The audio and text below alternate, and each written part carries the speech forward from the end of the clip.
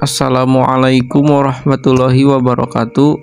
Perkenalkan, nama saya Jamil dari program studi manajemen 1B Sekolah Tinggi Ilmu Ekonomi Latifah Mubarakiyah. Pada video kali ini saya akan menjelaskan tentang industri kreatif. Apa itu industri kreatif? Industri kreatif adalah proses penciptaan kreativitas dan ide dari seseorang atau sekelompok orang yang bisa menghasilkan sebuah karya tanpa mengeksploitasi sumber daya alam serta dapat dijadikan produk ekonomi yang menghasilkan. Jenis industri kreatif. Yang pertama, musik. Industri musik dapat didefinisikan sebagai kegiatan atau usaha yang berkaitan dengan pendidikan, kreasi atau komposisi, rekaman, promosi, distribusi, penjualan, dan pertunjukan seni musik. Salah satu cara agar tetap bertahan hidup dan tetap produktif dalam bermusik di masa maraknya teknologi digital ini, banyak para musisi yang membuat rekaman video dan audio di rumah, lalu membagikannya ke platform media sosial. Yang kedua, software dan hardware. Software yang dimaksud berupa sistem yang terintegrasi untuk mempermudah kehidupan manusia, desain sistem, perangkat hardware komputer, serta desain website. Yang ketiga, kuliner. Kuliner merupakan salah satu jenis yang selalu laris manis di industri ini. Berbagai kuliner unik dengan komposisi berbagai macam bahan menghasilkan kuliner yang nikmat dan mengenyangkan. Kemudian yang keempat, arsitektur. Arsitektur adalah jenis industri kreatif yang terkait dengan desain dan perencanaan konstruksi bangunan. Arsitektur terbagi menjadi dua bagian, yaitu arsitektur makro dan arsitektur mikro. Arsitektur makro bisa dibilang merupakan desain dan konstruksi bangunan dalam skala besar, sedangkan arsitektur mikro adalah konstruksi bangunan dalam skala kecil. Kemudian jenis industri kreatif yang kelima adalah video, film, dan fotografi. Kegiatan yang terkait dengan jenis industri kreatif ini adalah pembuatan naskah film, perencanaan sinematografi, pemeran eksibisi film, dan pembuatan video dan fotografi. Kemudian yang keenam, kerajinan tangan. Kerajinan tangan dapat berupa emas, ukiran perak, patung, aksesoris, hingga patung dengan ukuran besar. Maka semakin sulit proses pembuatan kerajinan tangan, semakin tinggi pula harga yang akan ditawarkan. Kemudian jenis industri kreatif yang terakhir adalah seni pertunjukan. Seni pertunjukan adalah karya seni yang melibatkan aksi individu atau kelompok di tempat dan waktu tertentu.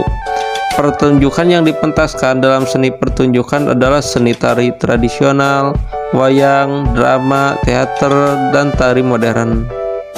Karakteristik lingkungan industri kreatif. Yang pertama, suasana lebih santai dan menyenangkan. Tempat kerja yang berkecimpung dalam industri kreatif biasanya memiliki interior yang unik dan memanjakan mata.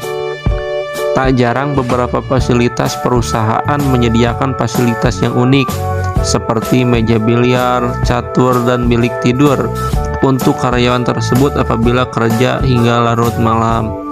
Semua fasilitas tersebut disediakan hanya untuk merangsang kreativitas dan rasa nyaman selama bekerja.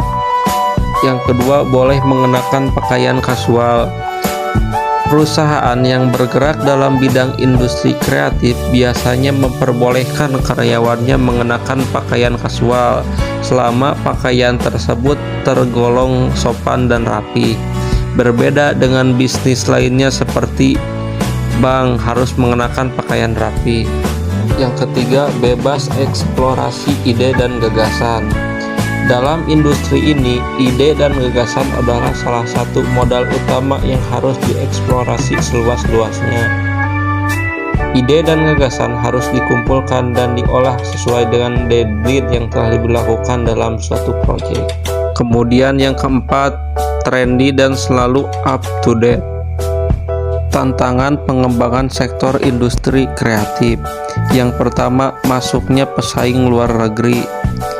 Tantangan yang dihadapi mengenai industri kreatif adalah bermunculannya sumber daya manusia asing yang memiliki kreativitas tinggi dan penguasaan teknologi maju. Misalnya pada sektor pasar barang seni, pesaing luar negeri sering membawa barang antik impor. Selain itu melakukan perburuan barang antik secara ilegal. Kemunculan pesaing luar negeri dengan membawa brand luar negeri menciptakan image bahwa menggunakan barang luar negeri jauh lebih bergengsi. Yang kedua, masuknya budaya asing. Yang ketiga, rendahnya apresiasi masyarakat lokal. Dan yang terakhir adalah perubahannya teknologi. Contoh industri kreatif: thrift shop, produksi kain batik, pagelaran wayang atau sendera tari, percetakan buku, pedagang makanan kekinian, dan konten kreator. Penutup atau kesimpulan, industri kreatif merupakan industri yang secara tidak sengaja dibangun karena perubahan zaman yang lebih canggih pada teknologi. Kemudian kita harus menyadari bahwa ketersediaan sumber daya alam sangat terbatas. Selayaknya perencanaan bisnis dengan mengeksplorasi ide dan kreativitas semakin dikembangkan. Eksplorasi ide dan kreativitas manusia tanpa batas. Karena itu, industri kreatif ini memiliki potensi yang akan terus tumbuh tanpa harus bergantung pada sumber daya alam yang semakin menipis. Cukup sekian yang dapat saya sampaikan. Mohon maaf apabila banyak kesalahan. Wassalamualaikum warahmatullahi wabarakatuh.